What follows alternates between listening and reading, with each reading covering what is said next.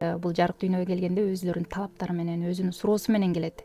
Уулдардын суроосу менин колуман келеби, мен сый урматка татыктуумунбу, мага ишенеби деген суроо менен жаралат.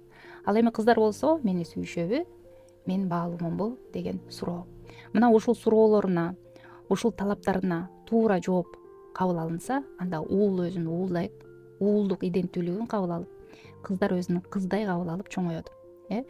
Бул суроого кандай жооп беребиз? Уулдардын суроосу мен колуман келеби, мен сый урматка ээминби дегенде, бул биз балдарга, уулдарыбызга мүмкүнчүлүк, шарт түзүп берип, ага ишенүү.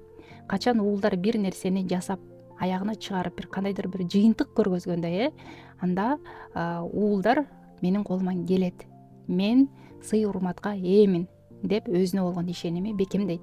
Бул анын сүйүү тили.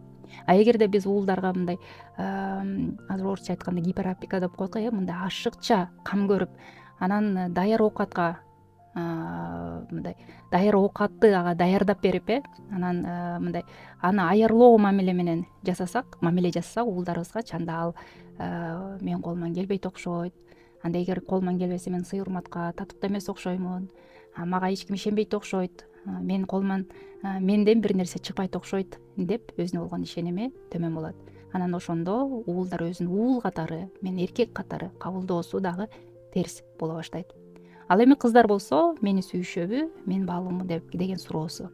Өзүнүн баалуулугун тастыктоо үчүн, мен сүйүүгө татыктуумун деген түшүнүктү ошол суроого жооп алуу үчүн кыздар көбүнчө иш аракет менен аракет кылат.